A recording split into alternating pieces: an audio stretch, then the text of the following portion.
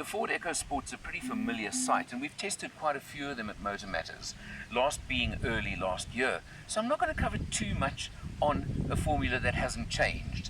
But you can see you've got the very neat front end that they did adjust slightly. You've got this sort of skid plate effect at the bottom over here to give you that rough, tough, off-road kind of impression and feel. Now, what is different about this particular one is this is the Ambiente, which is the entry-level spec. And you can see that by facts like these are steel wheels with plastic hubcaps. Remember those? Wheel covers or hubcaps? You've still got the black effect over here, the sort of rubberized effect at the bottom of the doors over there to give you the outdoor feel. You've still got the slightly lifted body shape over here. And of course, you come along and you check out the very standard EcoSport rear seat and interior, just to give you the impression again. Being Ambiente, you've got cloth seats. What is good is the fact that you have got Isofix on the two outer rear seats. Important for mommy. So you've got all of that very, very standard. You come around to the back and you have a look over here, and you've got features, of course, that again, very, very standard EcoSport. The boot, which is approximately 330 litres. This is a loose panel, which you can see you can set at different heights. So if you want a secured underfloor area, that's provided for you for a little bit more safety. Of course, you can lift that out and you can drop the rear seats 2/3, 1/3, all perfectly standard.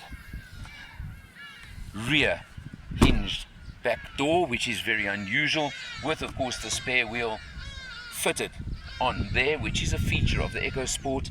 And you've got rear park distance control. You do not have a rear camera on this version, being the Ambiente spec. But let's look inside and we'll see more of what are the differences between this one and of course the higher models in the range. Focusing on the differences between the Ambiente and the higher spec models, you'll see very basic instrumentation. You've got a multifunction steering wheel, you've got controls on the steering wheel, but you do not get cruise control on this one. But now let's look over here. 7.9 litres per 100 is our test figure. That's over a week of driving, 410 kilometers. And that's an average of a lot of town driving, a lot of cruising around, so a good mix, and I believe most owners will be able to achieve a figure like that, which is what is important.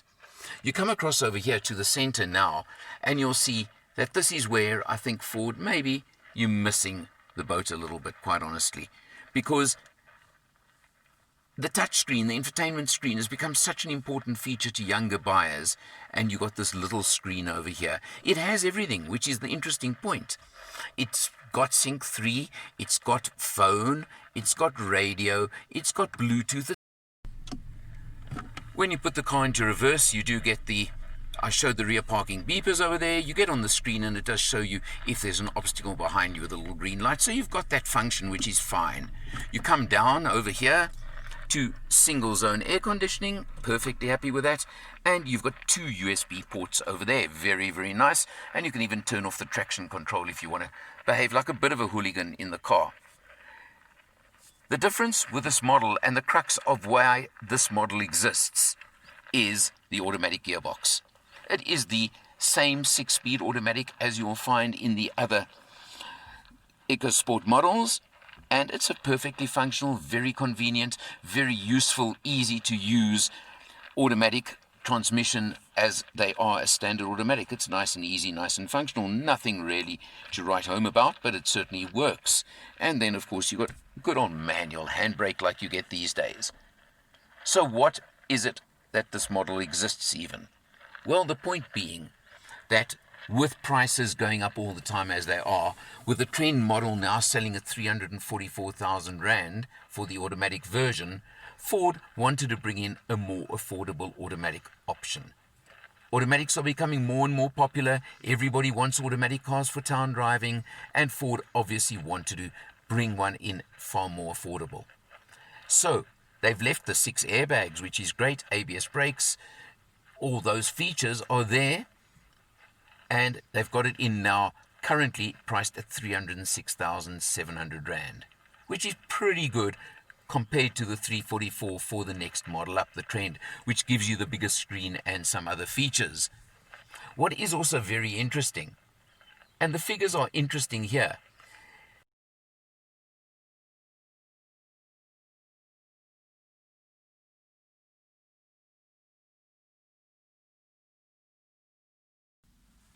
what Ford have done with this model is they've taken the engine out of the Figo versions.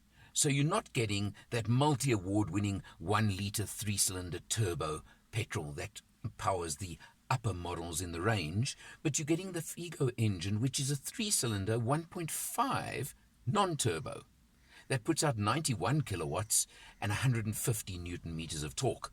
Now that compares to 92 and 170 newton meters in the 1 litre turbo versions. So you can see there is quite a difference in the responsiveness of the engine. And I can tell you, you really do notice that on this car.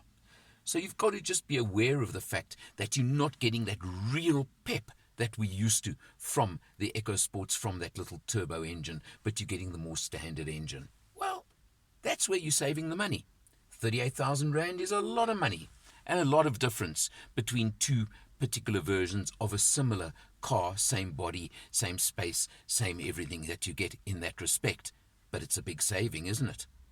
So as long as you know what you're getting, and maybe a discerning buyer would drive the two versions back to back, the two different engined versions back to back, to see where you feel comfortable and where you're happy with it, may be very, very worthwhile for you to do it. But I think Ford have done a great thing by bringing in a much lower priced economy value version in the range for buyers that are all so cash strapped these days and finding times so very, very tough, and doing it with the automatic box. Specifically, that of course for town driving everybody wants nowadays. So there you go. As always, you pay your money, you make your choices, but investigate your choices very, very carefully. It's not that this is underpowered, it's just not the pep that I'm certainly used to from that peach of a 1 litre turbo engine. But then again, this engine does a brilliant job in the Figo models as well, and it's a bit more relaxed maybe. Look at it that way. Check it out for yourself. There's so many options in this category of cars, but this is certainly making a good case for itself. For MotorMatters, I'm Eleanor, and I'll see you next time.